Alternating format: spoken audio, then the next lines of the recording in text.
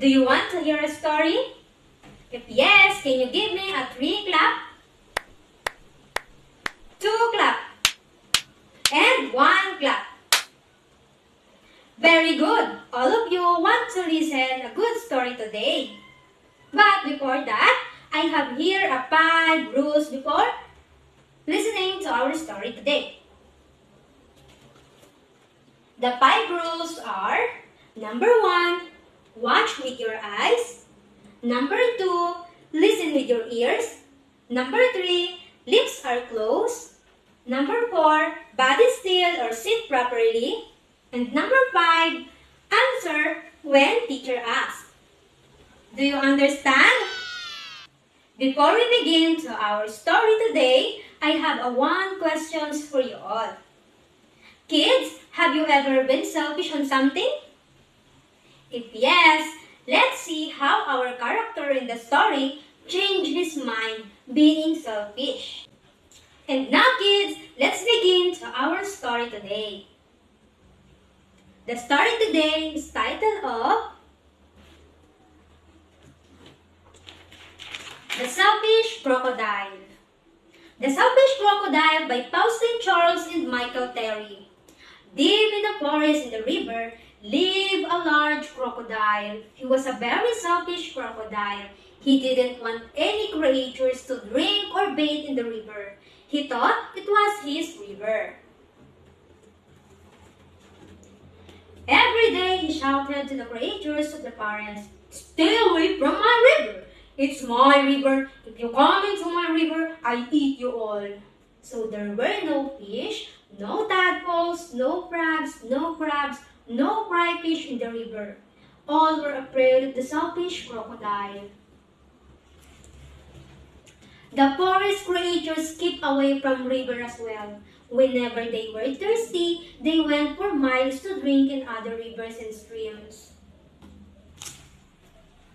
Every day, the crocodile lay on his great big back in the sun, picking his big sharp teeth with a stick.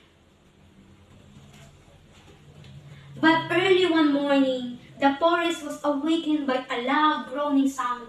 Something was in terrible pain. The creatures thought that it was an animal caught by the crocodile.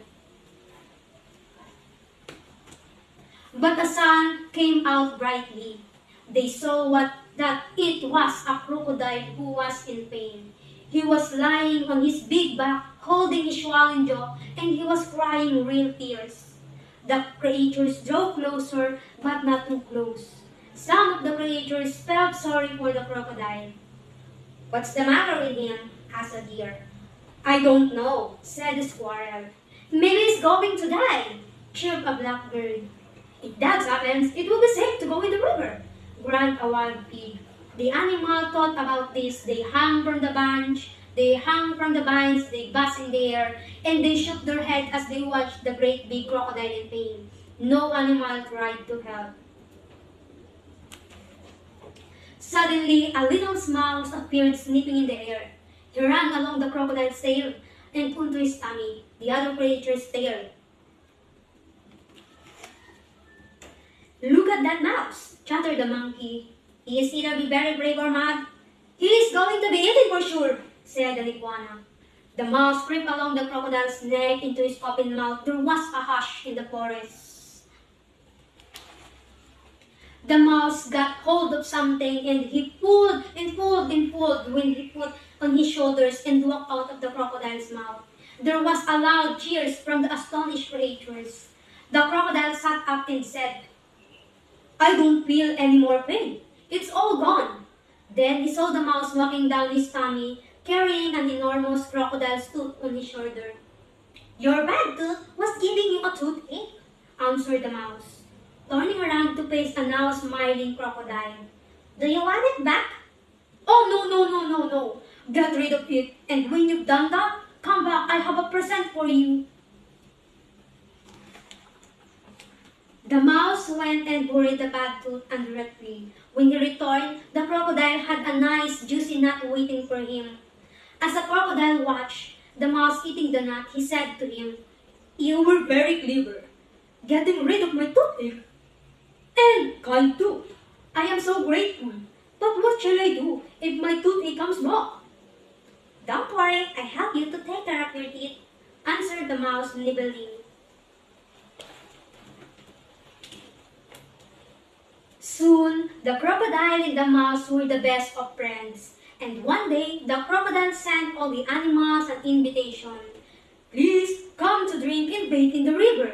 I won't hurt you. The river belongs to us all. He said. The creators were not afraid to drink and bathe in the river anymore. Although the crocodile was sometimes snappy, they grew to love him, and soon the river was full of fish and tadpoles and crabs and crayfish. And that's the end of our story. Thank you.